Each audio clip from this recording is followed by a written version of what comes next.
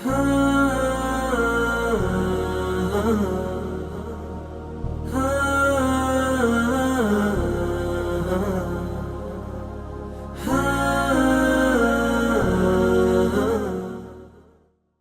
የተከበራችሁ ተመልካቾቻችን የአላህ ሰላም ዝነትና በረከቱ ባላችሁበት ይድረሳችሁ። ሰላሙላሂ አለይኩም ወራህመቱሁ ወበረካቱሁ። ዛሬ ከአንዲት እንግዳይ ጋር የተከበረች የተላቀች ሰሞኑን እንደውም መነጋገሪያ የሆነች አንዲት እህት ይዤላችሁ መጥቻለሁ። ከሷ ጋር ጥሩ ቆይታ እንደሚኖረን ተስፋ አደርጋለሁ። አብራችሁን ቆዩ። ሰላም አለይኩም። ወአለይኩም ሰላም ወራህመቱላሂ ወበረካቱ። እንዴት ነሽ? አልহামዱሊላህ። እንዴት ነሽ አንቺ? አልহামዱሊላህ። እንኳን በደህና መጣሽ። እንኳን በደህና ቆየሽ። ማን በል እስቲ ራስሽን ትንሽ አስተዋውቂኝ። ዶክተር ነቢላ ሸሪፍ እባላለሁ።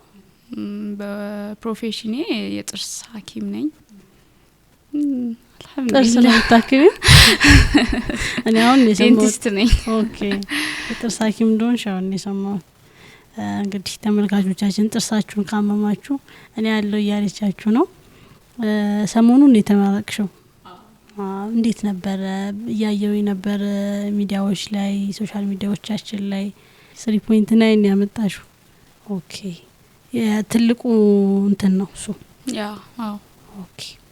እስቲ እንዴት ነበር? ትንሽ ስለሱ እናውራና ወደ እንትናችን እንገባለን። ያው በባህሪው የሕክምና ትምህርት የረጅም አመት እና ከባድ ካሉት የትምህርት ዘርፎች በጣም ሰብር የሚፈልግ በጣም ፎከስ አርገሽ በጣም ትጋት ልፋት የሚፈልግ ፊልድ ነው ከሌሎች አንፃር።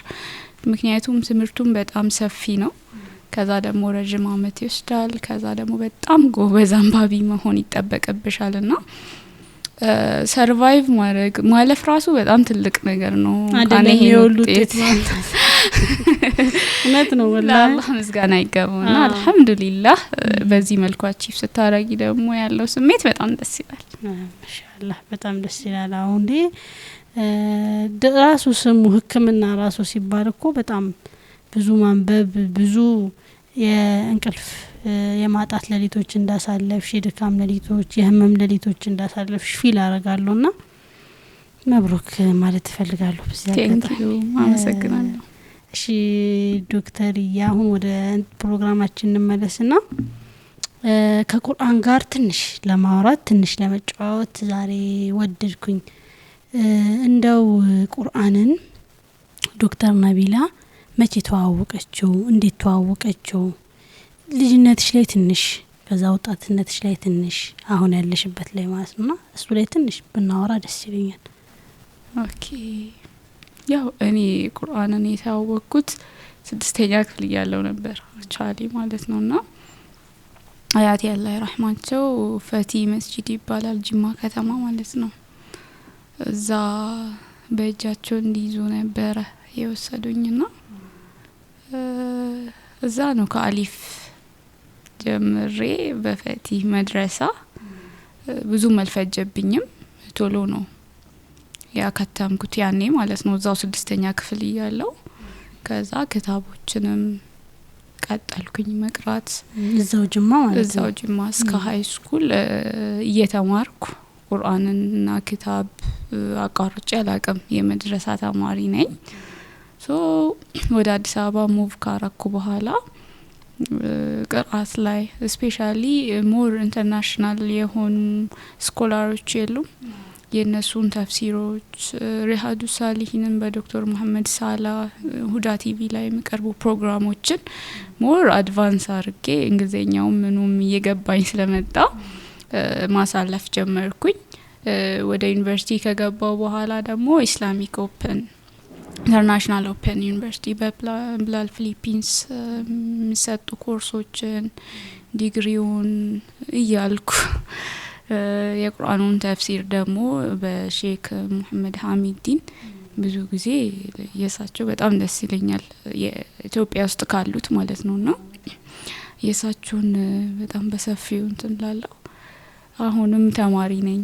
ኦኬ። እየተማርሽ አይቆምም ማለት ብዬ ነው። እንደዛ ነው እንግዲህ። ኦኬ ማሻአላህ ደስ ይላል።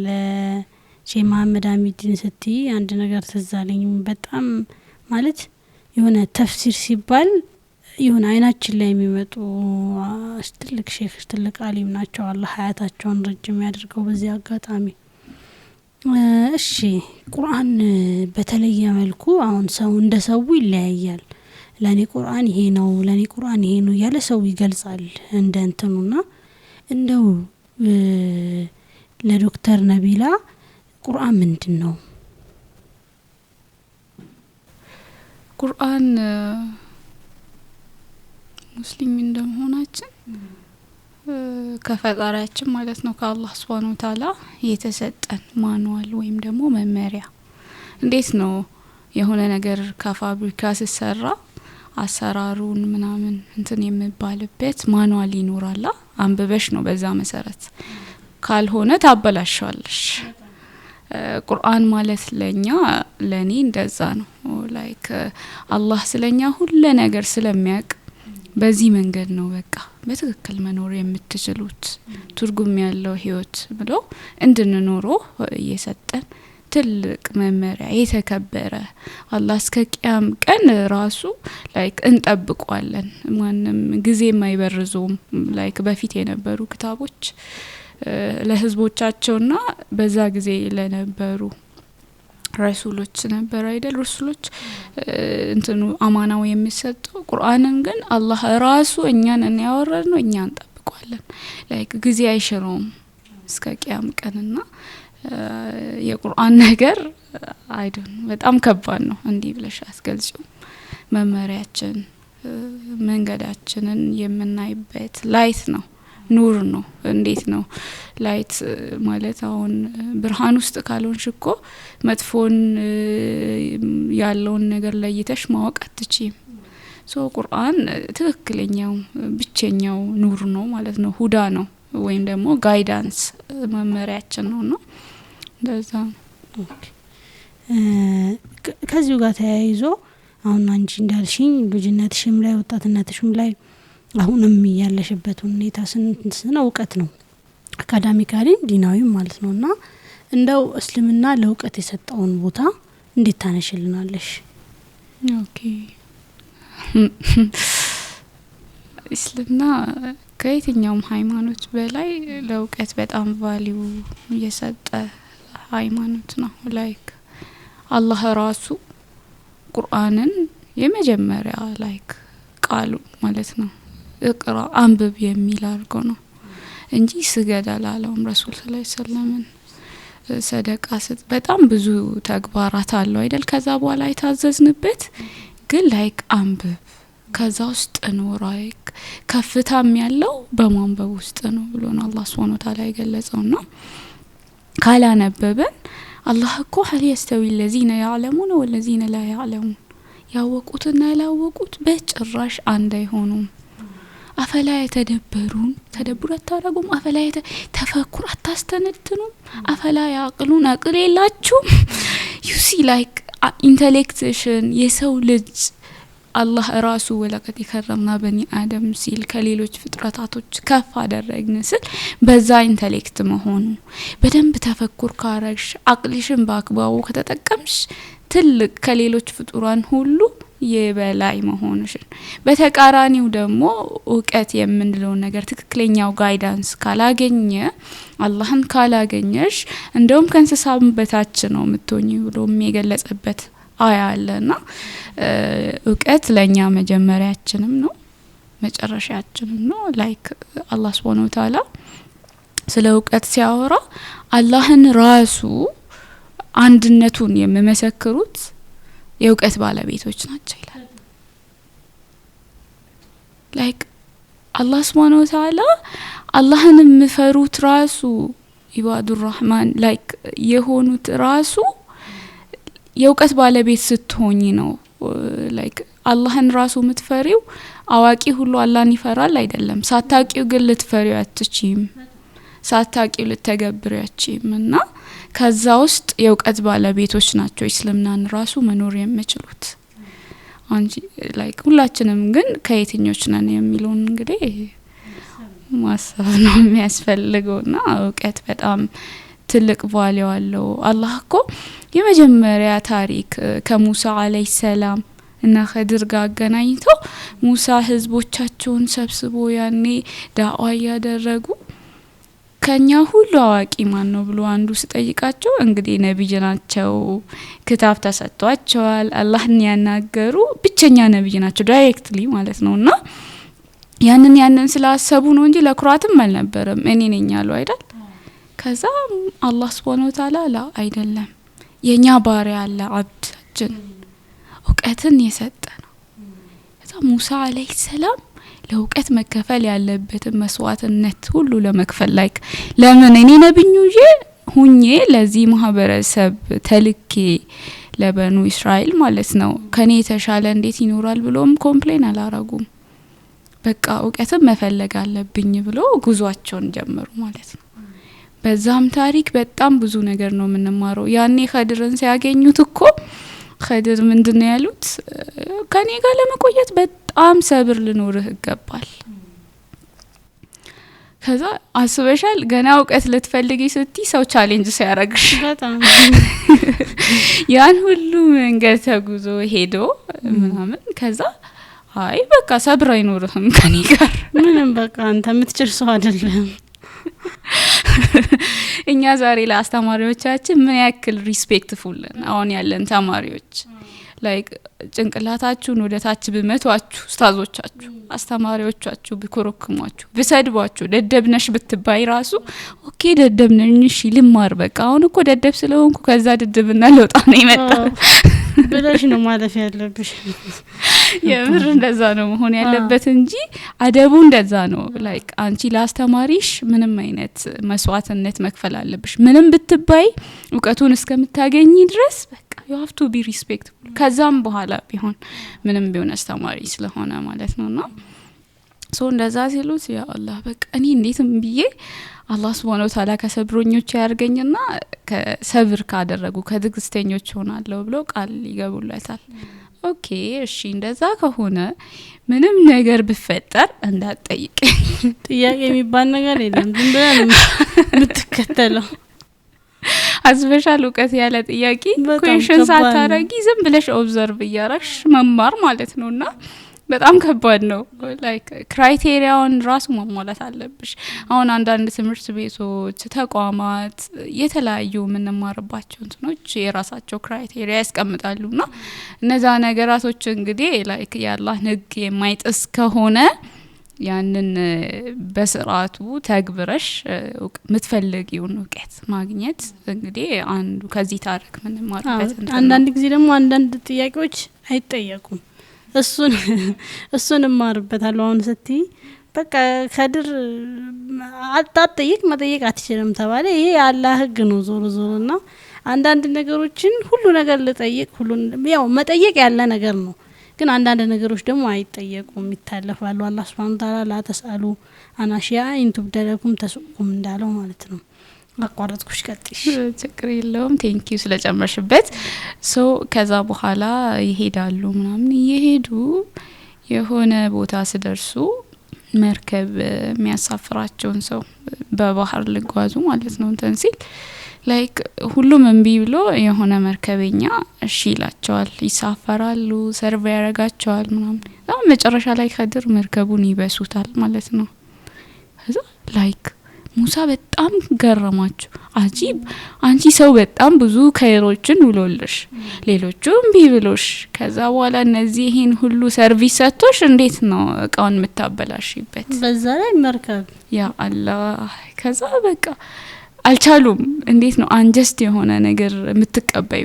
ነብይ እንደመሆናቸው ለፍትህ እንደመቆማቸው ሲያዩ መቀበል አቃታቸው። እንዴት ነው እንደዚህ የምታረገው?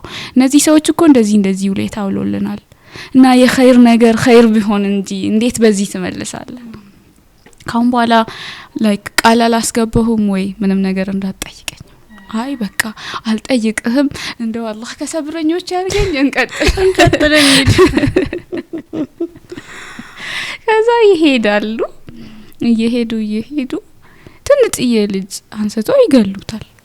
ኸድር ማለት ነው። አዎ ከዛ ሙሳ አለይሂ ሰላም አስበሻል በእስላም አንዲት ነፍስ መግደል ያለ ሐቅ ምን ያክል ዓለሙን ሙሉ ይጻፍብሻል በቃና በጣም ከባድ ነው። ነፍስ የሰው ነፍስ አንዲት ነፍስ ያተረፈ ዓለምን ሙሉ እንዳተረፈ እንደመባለው መግደልም በጣም ትልቅ ወንጀል ነውና አሁንም በጣም ይገረማሉ። እንዴት ነፍሰን ዘኪያ የሆነች ተገላለ ሙሳ አለይሂ ሰላም እንደዛ ሲሉት እኔ ቆይ አጠይቀኝ ነገር አጠይቃል ተባልኩም ወይ አልቻለ እንግዲህ ካሁን በኋላ በላሱ ሳሂብኒ በቃ ጓደኛ ታርገኝ እንደውም ከጠየቅኩ እቺን እድል ብቻ ስጠኝና እንቀጥል ጉዟችንን ከዛ ይሄዱ የሆነ ቦታ ደርሶ ግንብ ይሰሩላቸዋል ለሰዎቹ ማለት ነው። ላይክ ግንብ ሰርቶ ምን ብሎ ከጨረሱ በኋላ ሰዎቹ የምትጠጣ ውሃ እንኳን አልሰጧቸውም። ከዛ ሙሳ አለይሂ ሰላም ገረማቸውና ርቧቸዋል፣ ደክሟቸዋል። እንደው እኮ ለልፋታችን እንኳን እኮ የሆነ አጅር ብትጠይቅ ለተከስተ አጅር እዛ የተደረገላቸውን ነገር እንትን ብለው መርከብ ሰበሩ። እዚህ ደግሞ ምንም ሳይደረገላቸው ቤት ይገነባሉ። ከዛ እንዴ ካሁን በኋላ እንግዲህ ፈላቱ ሳሂብኒ ብልሃል የኔና ያንተ መለያ መጨረሻችን ይሄ ነው። እያንዳንዱን ከመጀመሪያ እስከ መጨረሻ ለንገር ዩ ሲ ዘ ዲሲፕሊን እውቀት በጣም መስዋዕትነት ያስከፍላል የትም ቦታ ላይ ዱንያም ለአኺራም ቢሆንና ከዛ በኋላ ላይክ የመጀመሪያው መርከቡ የሆነ ንጉስ አለ። እያንዳንዱ መርከብ ቼክ ያረጋ ይዘርፋል ጤናማ ከሆነ ኖርማል ከሆነ። እነዛ ሰዎች ግን የተበላሸ ስለሆነ አሳለፋቸው ተረፉ። ዱንያ ላይ እንዲ ነው ፒውርሊ ኢቪል የሆነ ነገር የለም ህይወትሽ ውስጥ ማለት ነው። አላህ ለኸይር ነው ነገሮች የሚያረጋው። እዚህ ጋር አንቺ ለኔ በጣም መጥፎ ነው አልቆልኛል ልትይስቻለሽ። አላህ Subhanahu Wa Ta'ala ግን ከሆነ ነገር ሊያተርፍሽ ነው ያንን ነገር የሚያረጋው። እንደዛ ነውና ከዛ ደግሞ ስለ ልጁ ደግሞ ልንገርህ ልጁ በጣም ህፃን ነው። ነገር ግን ካደገ በጣም ወላጆቹን ወደ ኩፍር ማለት ነው ያመጣቸዋል። ላይክ ወደ ኩፍር እና በጣም ከባድ ልጅ ስለሚሆን ፊትና ስለሚሆንባቸው ወላጆቹ ደግሞ ሳህሊ ስለሆነ አላህ የተሻለ እንዲሰጣቸው አየሽ። በዱንያ ላይ አላህ Subhanahu Wa Ta'ala ልጅሽን በሆነ ምክንያት ቢወስድብሽ ዱንያ ላይ ሆኖ እኮ ፊትና ሆኖባቸው ሊያስከፍራቸው የሚችል ልጅ ጀነት ውስጥ በልጅነቱ ስለሞተ ይጠብቃቸዋል ነገር። እንደዛ ነው ላይክ ዱንያ ላይ ያልገባሽ ነገር አኺራ ላይ ሌላ ነገር ሆኖ ልታገኚ ትችያለሽ አጅሩን። at the same time ደግሞ እነዛ ልጆች በጣም ምስኪን ናቸው። አባቶቻቸውና እናታቸው ፋሚሊያቸው ሳሊህ ነበሩ፣ የቲሞች ናቸው። እዛ የገነቡበት ግንብ ስር አባታቸው ያስቀመጠላቸው ንብረት አስቀምጦላቸው ገንብተው ነው የሄዱት። ልጆቹ አድገው ለአቅመ አዳም ምናምን ሲደርሱ እንዲወስዱ ማለት ነውና በጣም ትልቅ ትምህርት ነው እንግዲህ ለኛ ራሱ። በዚህ ረሱላችን ሰለላሁ ዐለይሂ ወሰለም ብዙ ነገር እንማር ነበር። ሙሳ ባይገድቡት ኖሮ ይሉ ነበር። ያ በጣም እንትን እውቀት ላይ ሲነሳ ብዙ ነገሮችን እንማራለን። አሁን ከሙሳና ከኸድር ታሪክ ግን ትልቁ የሚያስተምሩን ነገር ዲሲፕሊን ነው። በቃ ሰው የሚያስተምርሽ አካል ያንቺ በእድሜ ታናሽሽ ሊሆን ይችላል፣ ታላቅሽ ሊሆን ይችላል፣ እኩያሽ ሊሆን ይችላል፣ አይታወቅም። እውቀት አንዳንድ ጊዜ እኔ ለምሳሌ በህይወት ዘመኔ ላይ የተማርኩት ነገር አለ፣ የሆነ ሰው ደግሞ የተማረው ነገር አለ። ስለዚህ እኔ በሆነ መንገድ ላይ ሄጄ ከዛ እስቲ ደግሞ ይሄኛውንም እውቀት ላገኝ ብዬ ስመጣ ያ የሚያስተምረኝ ሰው ትንሽ ሊሆን ይችላል፣ እኩያዬ ሊሆን ይችላል፣ ትልቅ ሊሆን ይችላል።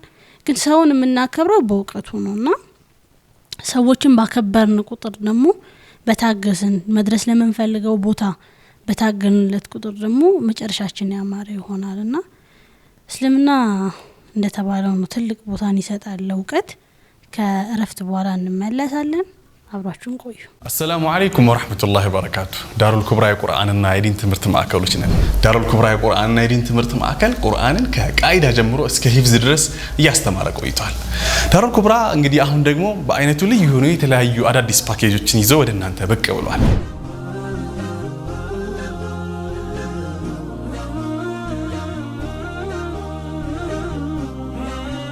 የኪታብ ወይም መሰረታዊ የዲን ትምህርቶችን የምታገኙበትን ፓኬጅ አዘጋጅተናል። በፊቅህ፣ በሐዲስ፣ በሲራና በአቂዳ በሰርተፍኬት ደረጃ የምታገኙበትን እድል አመቻችቶላችኋል።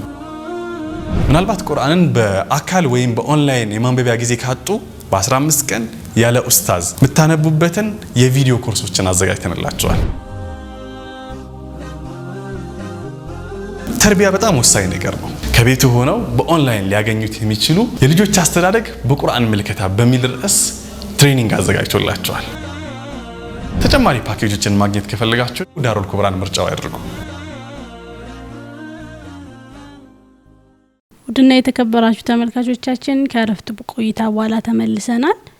ምን እየተባባልን ነበረ? እስልምና ዲሲፕሊን ለእውቀት የሰጠው ቦታና እውቀት ደግሞ ከኛ ስነ ምግባርን ይፈልጋል እየተባባልን ነበረ።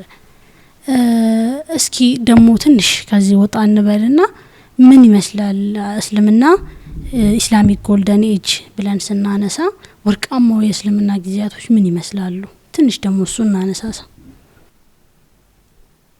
በሚገርምሽ ሁኔታ ኢስላም እንዳልኩሽ በእውቀት ነው የጀመረው። የሰው ልጅ የአደምንም ታሪክ በኋላ ላይ ምናነሳ ኢስላሚክ ጎልደን ኤጅ ምንለው ከ8ኛው ክፍለ ዘመን እስከ 14ኛው ክፍለ ዘመን ያለ በዛ ታይም እንግዲህ ዩሮፕ ዳርክ ኤጃችን ብሎ የሚያስቡበት ኢስላሚክ ስልጣኔ ማለት ነው። በሁሉም ነገር ፍሎሪሽ ያረገበት የኢስላም ላይክ እንዴት ነው ትልልቅ ኤምፓየሮች በእውቀት የተገነቡበት ህክምና ምን ባለው ነገር ተርሞን ሳያቁ ሌሎች ዓለም ማለት ነው ሙስሊሞች እነ ኢብኑ ሲና the canon of medicine contribute አርገው canon of medicine ባለው መጽሐፍ እስከ 16ኛው ክፍለ ዘመን ስታንዳርድ ቡክ ኦፍ ሜዲሲን ነበረ ለዩሮፕ ማለት ነው። ስለ ሜዲሲን ላይክ የመጀመሪያውን ሰርጀሪ ፐርፎርም አርጎ በሳይንስ ላይክ በአልጀብራ እኮ አሁን ወርዶቹ ራሱ የምንጠቀማቸው አሁን የምንጠቀመው ነበር ለማትስ ቤዚክ የሆኑት ሙስሊሞች ናቸው። ወደ ፊዚክሱም ወደ ኬሚስትሪም አልኬሚያ ላይክ the golden age of Islam አሁን ላለ ሲቪላይዜሽን ቤዝ ነው። ገባሽ አይደል? ቤዝ አራዚ መባል አንድ ምሁር ማለት ነው ፊዚሻን ነበር በዛ ጊዜ ሐኪም ማለት ነውና ምን አደረገ መሰለሽ ሆስፒታል ጥራት ሊኖረው ይገባል የሚለውን በማሰብ ኤክስፐሪመንት ይሰራል። አሁን የትኛውም ሳይንስ ቤዝ የሚያደርገው ኤክስፐሪመንት ላይ ነው። ኤክስፐሪመንት ማለት ኮንትሮል ግሩፕ ይኖርሻል ሰርተሽ ተጨባጭ የሆነ ነገር ማሳየት ይችላል። ያ ሳይንስ የሚባለው እንደዛ ነው። ያንን ኤክስፐሪመንት ራሱ ፎር ዘ ፈርስት ታይም ለመጀመሪያ ጊዜ የሰራው አራዚ ነው። ምን ያደርጋል ስጋ የተለያየ ቦታ አስቀምጥና ቶሎ የሸተተበት ቦታ ምንም ነገር ንጹህ ከሆነበት ቦታ ለይቶ ንጹህ ሆኖ ከቆየበት ቦታ አይ ይሄኛው ቦታ በጣም አይዲያል ነው ሆስፒታል ለመገንባት ብሎ ይወስናል ማለት ነው። ያኔ ጊዜ የነበሩ ሆስፒታሎችን ስታይ ላይክ ሰዎች ኢሞሽናሊ ስፒሪቹዋሊ በጣም ሪፍሬሽ አድርገው መመለሱበት በዛ ታይም ማለት ነው። እዛ ስትሄጂ የሚገርም ልብስ ይሰጥሻል፣ መዝናኛ ቦታዎች አሉ፣ የቅጣት ቦታዎች አሉ። ያኔ የነበሩ ፊዚሺያኖች ሐኪሞች በጣም የተለዩ ነበር። ይሄ ማለት እንግዲህ ከዛሬ ስንት አመት ሴንቸሪ በፊት ነውና ያው እኔ በህክምናው በጣም እንትን ስላልኩ ነው ስለ ህክምናው ያበዛውብሽ።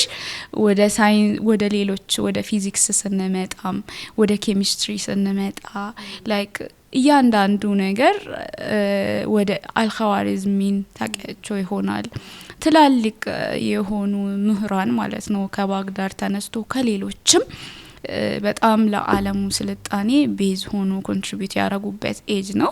ነገር ግን ከ16ኛው ክፍለ ዘመን ጀምሮ ፌል ያረጋ ይመጣል ማለት ነው በተለያየ ምክንያት በነበሩ መሪዎች ማለት ነውና ስፔሻሊ from the beginning of printing press ከመምጣቱ ጀምሮ ይሄ ፔፐር ማባዣ ማለት ነው የሙስሊሙ ዓለም ይሄ ነገር ዌስተርኖች ወይም ደግሞ ሌሎች ስላመጡት ወደኛ መምጣታችን ይሄንን ነገር መጠቀማችን እንደ ብድዓ ነው የሚሆነውና አትጠቀሙ ተብሎ ይከለከላል።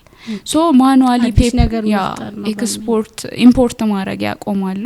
በፊት ደግሞ ፔፐር መባል ራሱ ይሄ ወረቀትን ማምረት የጀመሩት የሆነ በጣም ሲግኒፊካንት የሆነ ጦርነት ነበረ በቻይኒዝ እና በሙስሊሙ ዓለም መሀል። በዛ ታይም ቻይኒዎች ፔፐርን ኦፊሻል አርጎ ለመንግስት አካል ምናምን አይጠቀሙ ነበር። ለሮያል ፋሚሊ ብቻ ነው የሚያውቀው። ትንጥዬ በቃ አለ አይደል ለሪሊጂየስ ቲንግስ ነበር የሚጠቀሙት። ነገር ግን መጨረሻ ላይ ፔፐሩ ያንን ጦርነት ሙስሊሞች ካሸነፉ በኋላ ያኔ ምንድነው የሚባለው ምርኮኛ የተወሰዱ ሰዎች ይሄንን ፔፐር እንዴት እንደሚሰራ ምናምን ስለሚያውቁ ምን ይደረጋል? ይሄንን ፔፐር በደንብ አሰረታችሁ ልጆቻችንን እኛን የምታስተምሩ ከሆነ ፍሪ ነው የምትሆኑት ይባላሉ።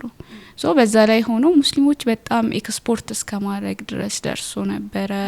ኢቭን አሁን የግራጁዌሽን 4 ማዕዘን ከላይ ኬፕ የምታረጊው ቁርአን ይሄ ደብተርን ራሱ እንዲ መግለጥ ምናምን ይሄ ከቨሩ ማለት ነው የተጀመረው ኢንቨንት የተደረገው ኢዚሊ ነገሮችን በቃ መጽሐፍ ወረቀት ለውቀት በጣም ቤዝ ነገር ነውና ያንን ሁሉ ያመጡት የሙስሊሙ ዓለም ነበር አዳት ሞመንት። እንዳልኩሽ እንግዲህ አዲስ ነገር እየመጣ ሲሄድ መሪዎቻቸው እየተቀየሩ ሲሄድ አስተሳሰቦች እየተቀየሩ ሲሄድ ምን ይመጣል? የነሱን አዲስ ነገር ማስገባት እንደ ብድዓ ይሆናል። በተቃራኒው ደግሞ እንግዲህ አላህ ራሱ ይዞራል ባይዘው ይሄ ሲቪላይዜሽን የሚባለው ነገር ስልጣኔ አንዴ የሆነ ኡማን ከፍ ያደርጋል አላህ Subhanahu Wa Ta'ala ከዛ ደግሞ ሌላውን እንትን ይላል እያለ ነውና ተራው የዌስተርኖች ይሆንና አሁን እንደምታዩ ነው እንግዲህ ሙስሊሙ ዓለም ነዳጅ ብር ምናምን እንጂ እውቀት ብዙም የለም። በጣም ብዙ ይቀረናል። ላይክ ስትማሪም ያ ሁሉ የሆነ ታሪክሽን እንዴት ነው አንቺ ተኝተሽ ሌላው የኔ ነው ብል እኮ አንቺ አታቂም ያንቺ መሆኑን ራሱ ያ ቤዙኛ ሰው ነው ያለ ስትማሪ ታሪክ ውስጥ ኮንትሪቢዩሽን ምናምን ሁሉም ነገር የነሱ ነው እና በጣም ብዙ ይቀረናል። እንደ አንድ ሙስሊም ከፍ አርገን ያንን መመለስ መቻል ከዛ መጽፍ ማሰብ መቻል አለብን። ወጣቶቹ እውቀት ላይ በጣም መስራት አለብን። ጎልደን ኤጅ ኦፍ ኢስላም ለኛ በጣም ትልቅ ትምህርት ነው ብዬ ነው ማስበው ቱ ቢሆነስት ማለት ነው። ኦኬ አዎ ማለት እንዳልሽው ነው። አንዳንድ ጊዜ ጎልደን ኤጅ እንዳለን እንኳን የምታውቂው ስታነቢ ነው ስትጠይቂ ነው ስትመራመሪ ነውና ያንን ካወቅሽ በኋላ ደግሞ በታሪክ መኖር በጣም አሳፋሪም የሚደብርም ነገር ነው። ሁሉ ጊዜ የኛ አባቶቻችን የኛ እንትኖቻችን እያልን እኛ ደግሞ ምንተኛ ከሆነ በጣም የሚያሳዝን ታሪክ።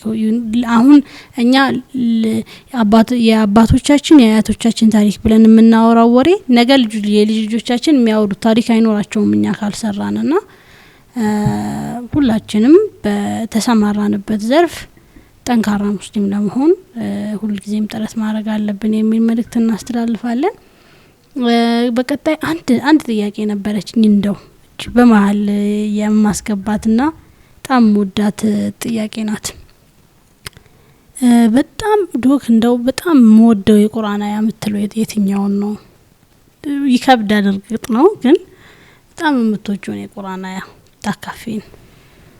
ያው ሁሉም የቁርአን አያ የሚያናግርሽ ነው የሚመስለው። ስፔሻሊ አንዳንዴ ከፍት ሲልሽ ስትከፍቺ በግምት የሆነ ፔጅ አንቺን አይናገርሽም? በጣም ወላሂ በጣም ከባድ ነው። ላይክ እኔ ከቁርአን አያቶች ውስጥ የራሴ ፕሪንሲፕል ብያቸው የወሰድኳቸው 7 አሉ።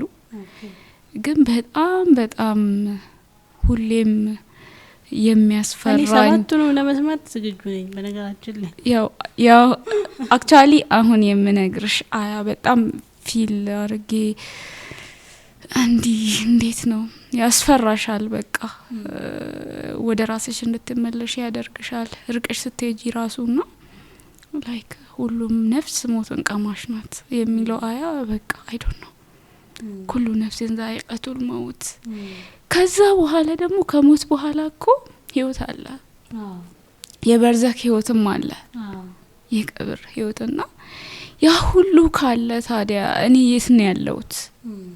የሚለውን ሁሌ በቃ ያ አላህ በጣም ከባድ ነው የምር በጣም ኢሞሽናሊ ታች የሚያረገኛ ነው በቃ መቼ እንደምትሞች ያታቂም ገርሙ ነገር የሆነ የእድሜ ገደብ የለውም የት እንደምትሞች ያታቂም በምን ሁኔታ ላይ እንደምትሞች ያታቂም መጨረሻሽ ምን እንደሚሆን ያታቂም ግን ሞት እንዳለ ሞት ቀማሽ እንደሆንሽ ታውቂያለሽ ከዛ በኋላ የበርዘክ ህይወት አለ ከዛ በኋላ እኮ ላይክ ዛሬ ሞተሽ ራሱ ሬሳው ተሸኘ ነው የምትባዩ ወዲያው ነፍስሽ እንደወጣ ያ አላህ በጣም ከባድ ነው ላይ የሞት ነገር በጣም ከባድ ነው ተሸኘች ታስ ከዛ ደግሞ ትክክለኛ ህይወት ይጀምራል ከዛ ደግሞ የፍርዱ ቀን አለ ምናምንና ሞት ከባድ ነው ያ አላህ እሷ ያ በጣም ተች ያረጋኛል ልልሽ ብዬ ነው